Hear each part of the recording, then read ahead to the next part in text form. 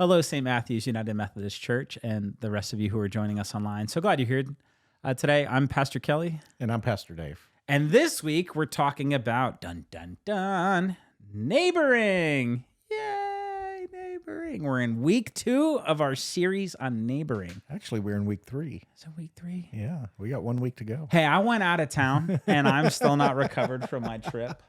Kelly, where are you? I don't know.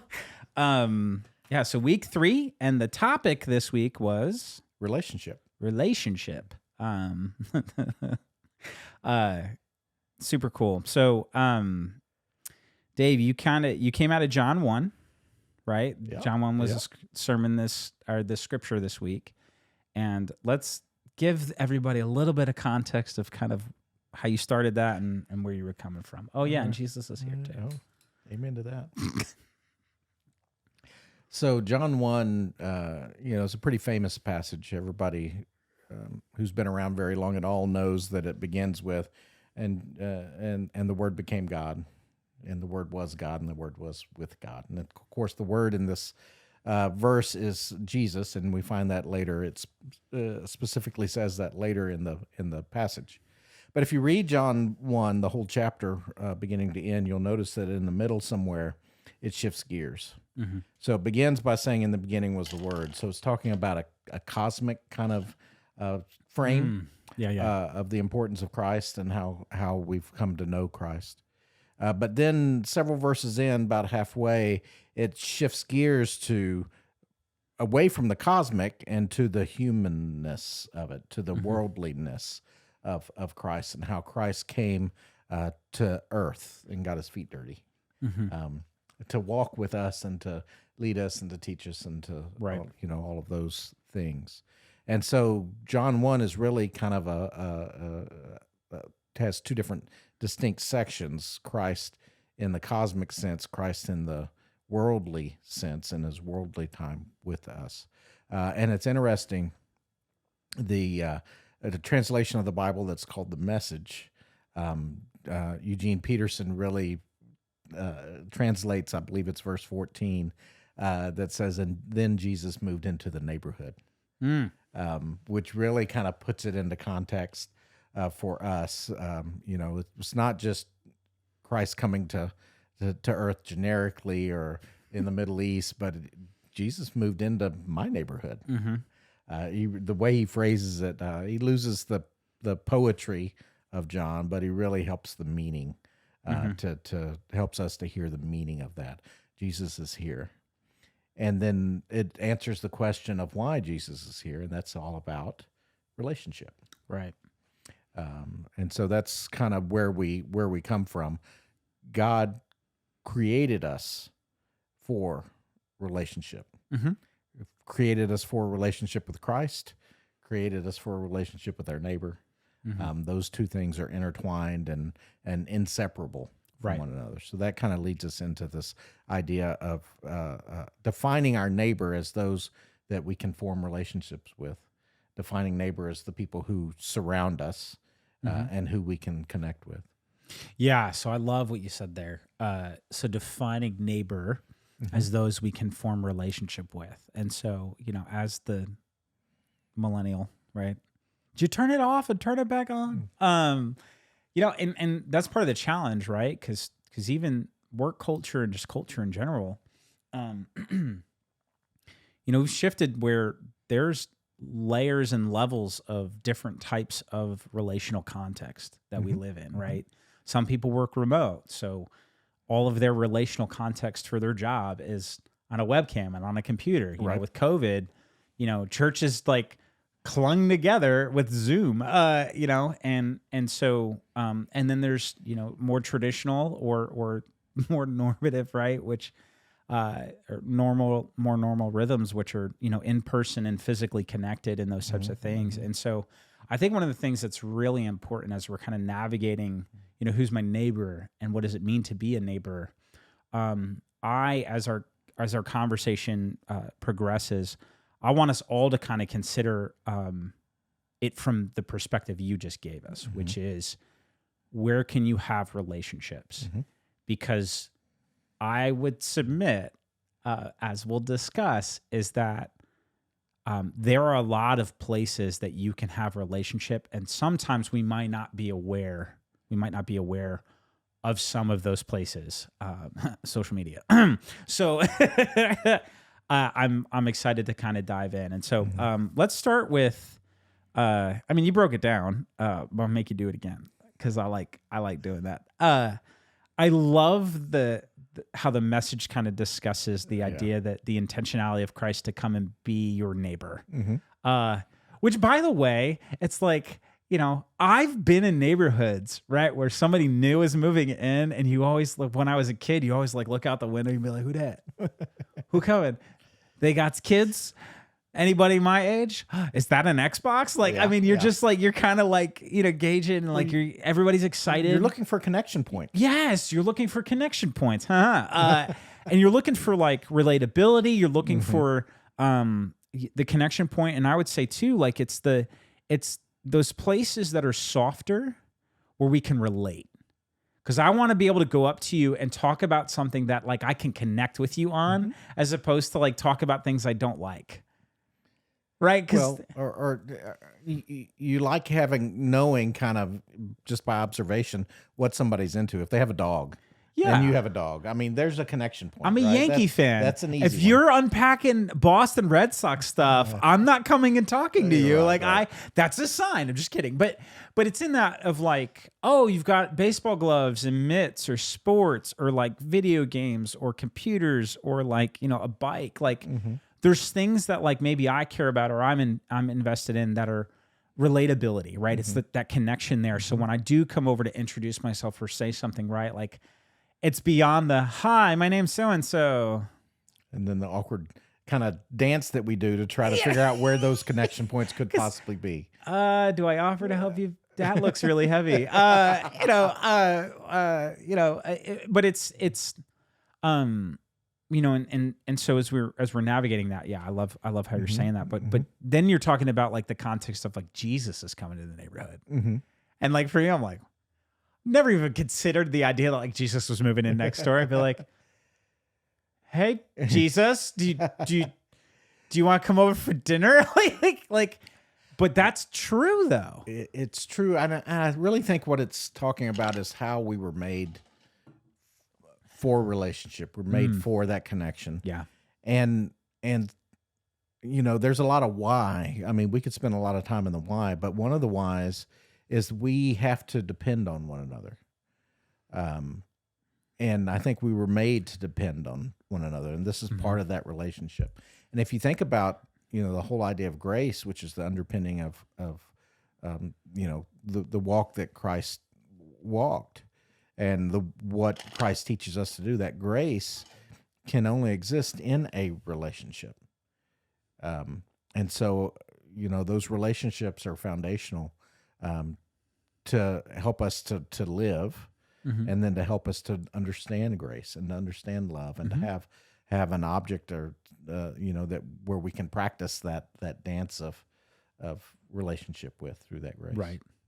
Well, and not to be weird, but for me too, too late. Like too late. Well, and I'm married, so like I have that context of a relationship, right? And so some of the times that I know my wife really loves me and wants to have a relationship with me are the times where I like break stuff, and like, or I say something I shouldn't say, or I've got a tone where grace is needed or mercy is needed, and like what I deserve is a stern talking to.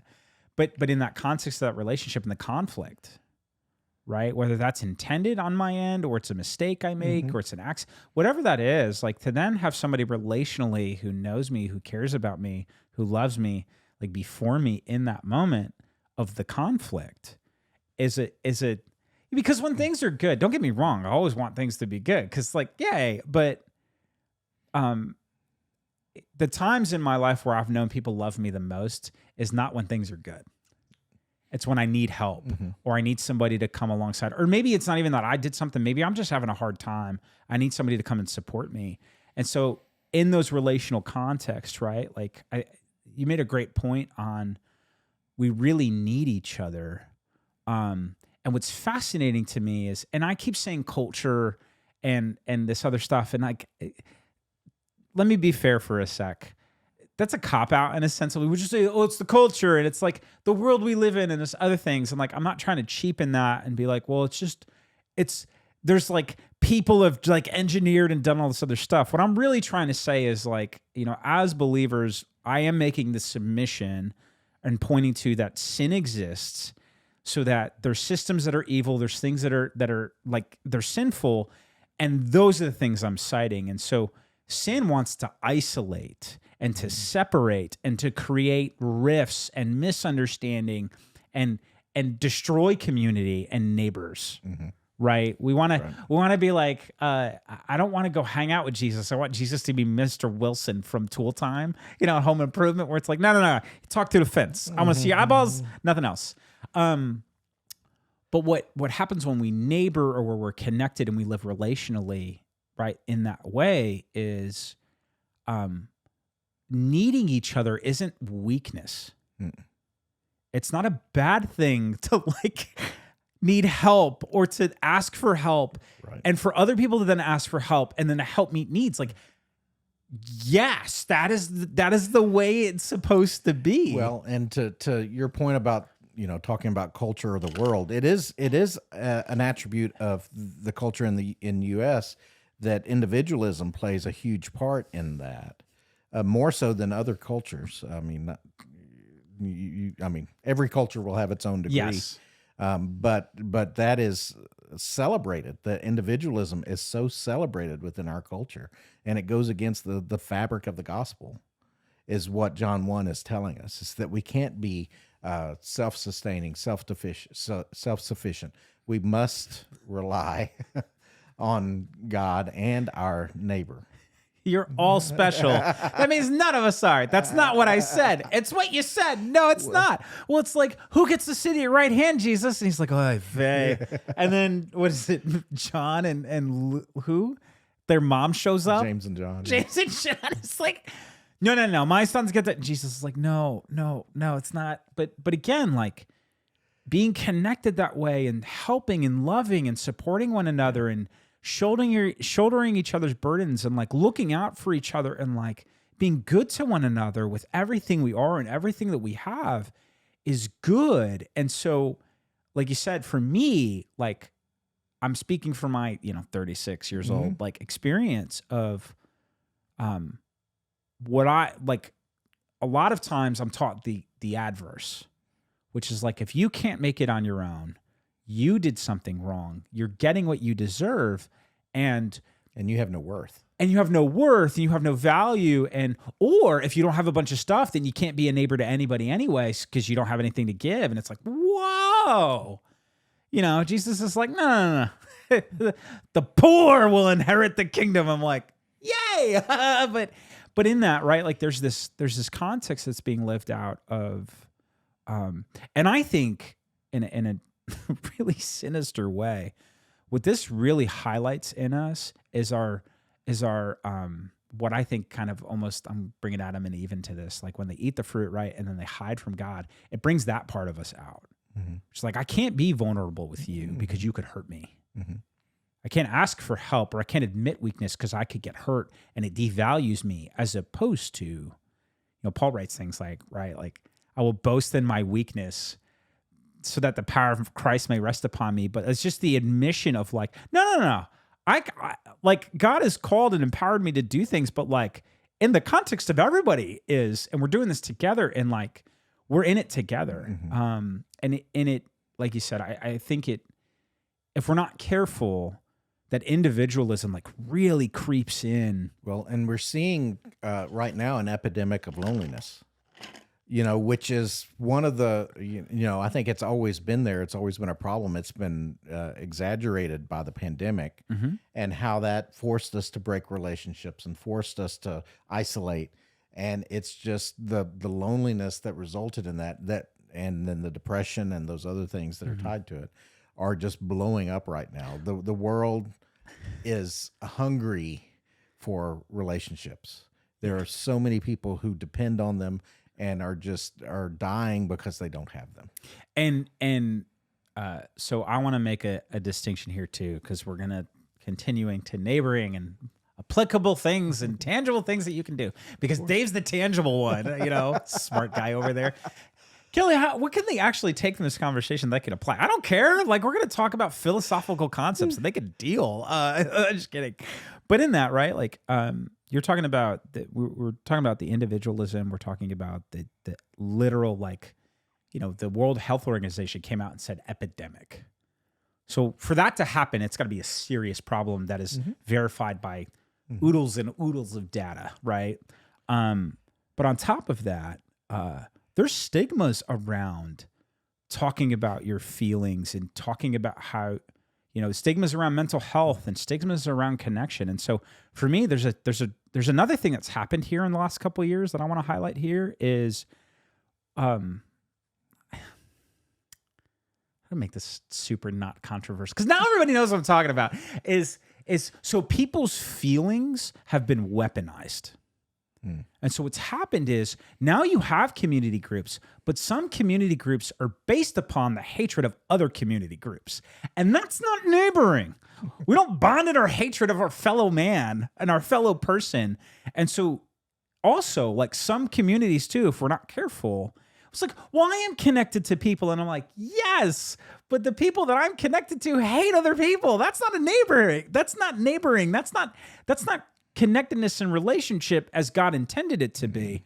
That's just creating a space where the things that I'm aggravated with and I'm upset about are, like, used to, like, for nefarious individualistic purposes. And that is, without saying exactly what I'm saying, everybody knows what I'm talking about. And so that's another thing too, when you're isolated and you're alone and you're sad and you're scared or you're depressed, and then you get all this other stuff. And then we also get fed all this stuff of, like, you should be terrified of your neighbors, to the point where it's like, okay, so I can't ask for help because if I ask for help, I'm weak and it's my fault. I don't necessarily maybe have resources to get the help that I necessarily need. I've been isolated for years now. How do I reconnect with people? And why are the groups I'm seeing or the groups that are loudest, like, hate everybody? What do I do with that? Good news. Jesus. and in that, and so, like, in John 1, and then this good neighboring experiment we're doing in your sermon about Jesus moving into the neighborhood, is that Jesus isn't just in my neighborhood, and Jesus isn't just in your literal neighborhood. Jesus is in your neighborhood too. And the hope that comes with that is like, oh, that means that Jesus is here. I want to go find out where he is. Right? And so I hope that that's a little bit encouraging to go, if we start to focus on what God is saying and where we think God is at work and what God is up to, it doesn't mean that this stuff still doesn't exist. All the negative, like, apocalyptic stuff I'm talking about. It just means that that stuff is the backdrop to what God is actually up to and what God is calling us to focus on. And I think that negative stuff is showing the absence of this reality that is relationships. Yeah. And what can happen when those relationships are broken or not, sound, is that stuff happens in the lack of true relationship where love can be lived. And so what we're seeing there is the result of a lack of neighboring and a lack of community building and a lack of connection to where real stuff can be discussed and real problems can be solved and real feelings can be aired and we can be a neighbor with one another. Yeah. So all of that stuff is the result of this not being lived out in a way that's supposed to be lived out. 100%. And I would say this too. So there's another thing I'm thinking of. Jesus would tell people like Zacchaeus, right? Like, hey, Zacchaeus, yeah? Like, I'm meeting at your house tonight. Like, let's hang out. Don't do that. The way you neighbors, you don't like knock on somebody's door and they open it and you go, hi, I'm your neighbor. I'm eating here tonight. Don't do that. Invite them to your house, if anything. But in that, right, like it's the hope is, right, that like Jesus wants to come and spend time together. And that's part of this model. So what are some tangible things that people could do that are like, literal, like neighboring? Yeah. So there's tons of lists and If you need a list, you can. They're easy to get. And a remark I made in the sermon was on every list. You can shovel snow for your neighbor. Dave's staring at me because I haven't seen snow in years, and it makes me sad. I have lived in Texas all of my life. I have never once shoveled snow. So I don't know what that's all about. I said in the back with our group, I was like, if you shovel somebody's driveway, you really love them. Shoveling snow is like, it's tough. It's tough. Is it hard work? Yeah. Think of like cold and more cold and then heavy.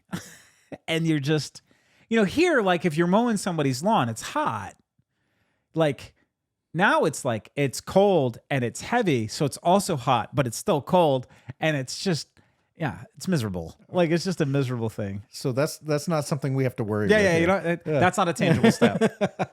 But you can, share cookies, or you can, just give a card, or you can, there's all kind of things. And, last week we talked about being authentic and who we are. So, if you are one who loves to write cards, then that would be an authentic gesture to a neighbor. If you're somebody who loves to throw parties, then maybe inviting, a neighbor that you've kind of created a connection with to your Thanksgiving, meal, something of that nature. You could, Right. In my yard, the way it's set up, the yard's on one side, and then on the other side, there's this little strip, and it takes me about 3 passes with the lawnmower to mow that little strip. Well, if I could do that, I could take care of that for my neighbor and not leave just those 3 passes there, kind of thing. So there's there's little things that we can do leading up to grander kind of things, so that those practical things of how you neighbor are going to be contextual with who you are, and who your neighbor is, and how well you've gotten to know them, how deep that relationship is. All of those things will play in. But there's any number of things. I mean, from cards to waving to, and that's the beginning of the relationship, the getting to where you recognize somebody, know where they live, they're that house across the street, is where that, person belongs, and that's their dog, and their dog's name is whatever. So there's all of those things that come into effect there.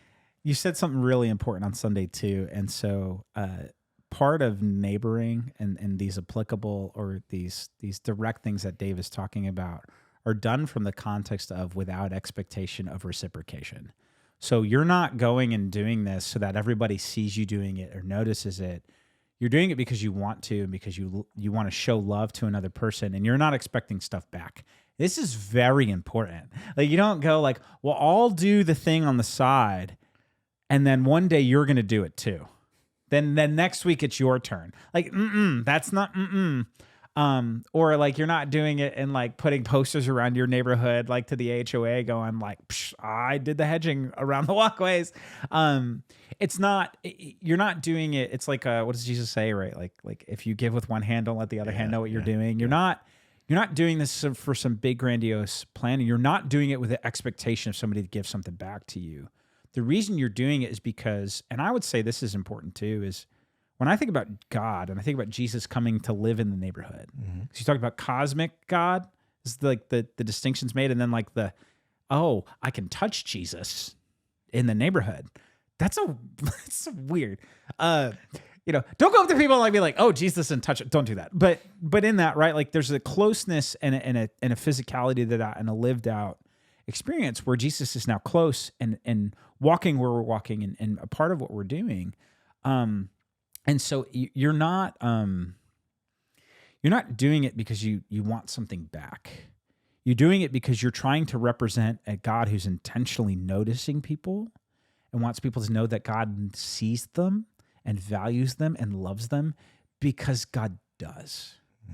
Some of the most powerful moments of neighboring that I've experienced in my life, or people just like did something for me that like, was really nice, but I didn't ask for, or like, know I needed. And then it happens and you're like, oh, that was very thoughtful. And I think of God as a very thoughtful and intentional God. Like God sees and knows, and God loves and is gracious and is kind. And what a great way to find those places where you can be a representation of that, so that people know that God knows them and loves them and sees them. That's not proselytizing, which is the fancy word that Dave used that I had to look up on my phone and went, what does that mean? Aren't you a pastor, Kelly? Not a smart one. So what that means is like, we're not Bible thumping. You're not like mowing the lawn and going, this is because Jesus loves you and you should love Jesus back. Like, that's not what this is. I can't wait till they come over to ask me why I did that. If anybody has ever done that, please leave a comment. How it went. I want to know if somebody's ever actually done that. Kelly, you're such a hater. True. And so I'm sharing that not because if that's part of the way that you evangelize and stuff, like do your thing, right? But what we're talking about is loving people in a way where like you're just doing it because that's what God's already up to in people's midst, and you want people to know that that's true. Mm-hmm. And then you let the relationship go from there. So if they don't believe in what you believe in, they don't practice the religion that you practice, they don't like reciprocate, like that's not a failure on your part to like love well. That's like, do the things. Don't let the end result of like they converted be the thing that motivates you. Mm-hmm. What motivates you is that God loves you. Jesus moved into the neighborhood, and you want other people to know that they're loved and that they matter. Mm-hmm. And I think that's focusing on that type of perspective will not only help you avoid like burnout, it'll help you stay focused on what's fulfilling and good. And I think there's an intentionality there that's important. And I think, being fulfilled, I mean, doing things for others, it makes you feel good. I mean, especially if you're not, grading yourself on their response or their whatever.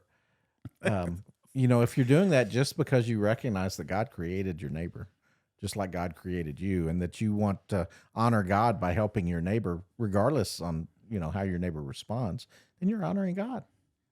The greatest commandment is there to love God and to love our neighbor. Not to love our neighbor if we get something out of it. Do unto others as you would have them do unto you. Well, I would like macaroni and cheese on my doorstep. Food poisoning. Kelly, there's rules. But in that, like, and you mentioned notes before too. Like, I don't write cards because I can't even read my own handwriting. But I can tell you, like, I'll share a story. So I had a church that I served at years ago, right?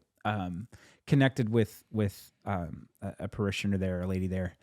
Still touch base every once in a while, because Facebook and I post pictures of my kids. She's like, oh my gosh, they're huge now. I'm like, yeah, stop. And so I preached a message and she wanted to watch it. So I sent her the link. And man, like I not even like 3 weeks later, I got like 3 pages of how proud she was of me, how wonderful my family looked, how she could see my passion and my zeal for God, and that like she just was praying for me and that she missed me. And it was handwritten in cursive, which is this ancient language that we learned in 3rd grade because it was supposed to be better for note taking. No, like computer. But so like, and it was a note. And it meant the world to me. I have it in my desk drawer. Literally. If I'm having a bad day, I will take it out and I'll be like, I'm awesome. And God thinks I'm great. And I'll read it. And then my day's better. And like, so it's not just, it's the gift that keeps on giving. But it was a handwritten note that somebody gave me. I've got a card on my desk from youth camp from Izzy, like that. I'm like, thanks, Izzy. And so I didn't ask for those. Mm-hmm.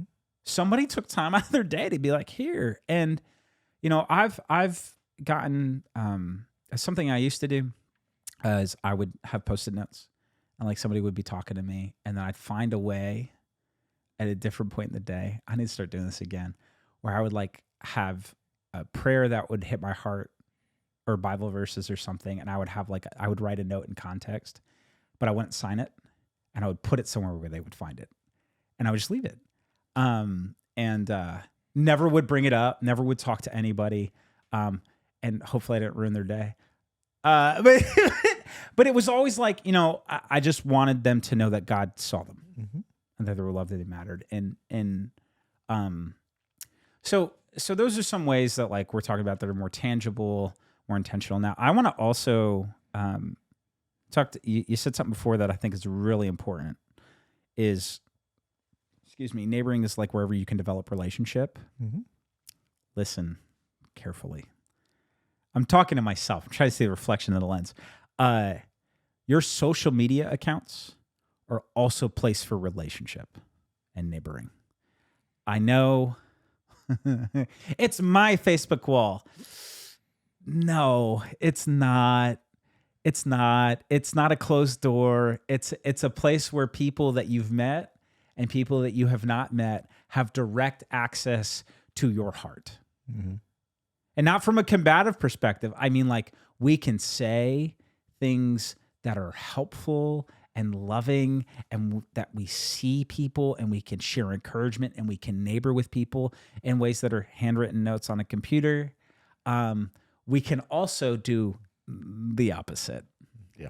And so I love that you brought that up, because for me, and some of the things I'm even doing here right in the digital space, is to remember that have the lens of trying to looking for opportunities to be a neighbor and to love people and show them that God sees them and that Jesus moved into the neighborhood and that God cares about them, because that can happen on social media. It can happen in your physical location. It can happen at your job. If you're looking for those opportunities, but remember, like, socials are a place that are really interesting, because believe it or not, people are misunderstood on the internet. But in physical proximity with somebody, there's really good opportunities for, body language and context and tone and inflection. You really don't get the opportunity. Once it's there, you don't get to like re-explain it. So just not trying to scare anybody, but everybody knows. But remember, like, neighboring in our current context, when Jesus moved into the neighborhood, the internet was not a thing. So there's a context we get to live into here and use that God's like, hey, go neighbor there too. I've been in computers for a long time. I was around, in the 90s as the internet was kind of taking off. Netscape? I knew before Netscape, yes. I'm even older than the Netscape was. But in the community groups that were beginning to form, it was all text, all of that. We developed something that we called emoticons. So you could do a colon and a dash and a parentheses, and if you turn your head sideways, it looked like a smiley face. Those kind of things. And those were developed because we realized that we lost that facial connection and that those physical cues, and those emoticons were created specifically to try to give some of that back in that text environment. Of course, now there's emojis and all kind of stuff that has developed from that. But it was interesting. That was a learning point in the very early days of the internet, that we lose that kind of physical connection in communicating that way. And, to various effects, we've tried to, change that or supplement it. But it was fascinating when I was when I was learning all of that, back in the day. Every time Des says it, I'm like, back in my day. Back in the day. But hey, I was a kid before the internet was a thing too. Like, I think 86. The internet was what, 92? The internet started in the 50s. DARPANET. I think dinosaurs were around that too. Before fire. So I to kind of bring us back in I think some really good tangible rules of thumb, if you will, right? Greatest commandment: love God with everything you are, everything you have, and love your neighbor as you love yourself. So if we're asking questions like, how do we neighbor? What are the good guidelines? How do I know, like, I'm in that like, there you go. Mm-hmm. Treat people well, treat people the way that you would want to be treated. One of the things that drives me nuts about current Christian culture is we call it like radical generosity. I'm like, being a Christian, we got to put like real Christianity or radical this or that. I'm like, just do the thing. No, but being intentional and finding ways to like relate to your neighbors and looking, the moving story is cool because you're looking for opportunities to connect. There's some verbs of wisdom I've heard before too. Like, you never know what somebody's going through. And you just don't know. And so practicing hospitality and generosity and like being kind to people is always going to make you feel better and more fulfilled than if you're, like me driving on the highway and somebody cuts me off and I'm like, I will never forget what you look like. I'm just kidding. That wasn't ominous at all. And so lastly, I want to submit this and then kick it to you for your thoughts on it. So we talked about some tangible ways. We talked about Jesus moving into the neighborhood. We talked about what that looks like, the intentionality of that, and the verse in John, all these different things we've kind of touched on. And so here's where you get to play a part in this uniquely, just like Dave and I get to play parts uniquely. So we kind of like poo-pooed on the individualism. But even though God calls us to do things in a community context, God also calls individuals to live out their gifts and graces as they've been uniquely created in those community contexts. So an encouragement here is maybe there's some things that we said that don't resonate or aren't things that you might naturally feel inclined to do. The good news here too is that like you bring things that I don't bring. Dave brings things that I don't bring. Right. And so there's this really neat thing that you then get to do with God where it's like, okay, God, what's in what do I care about? How did you make me? What am I passionate about? Where are the things that I can connect with people and serve people in ways that you're calling me to do that? And so, don't sit around and wait for like the aha and clarity before you start being nice to people. But know that like there is freedom of expression in that of like I've also been called as an individual to bring those gifts and like that's one of my favorite things about what I get to do is when somebody brings something and I don't mean like a physical thing. I mean like their person and like the things that they care about. And I go, that's a fantastic idea. Like, let's do that. Because somebody else it's clicking for them. Right. Know that you get to be a part of that process with God and you and God get to figure that out together. So spend some time in prayer, spend some time discerning, blow up Dave's email inbox and be like, hey, St. Matt's essay.com. .org. .org, dang it.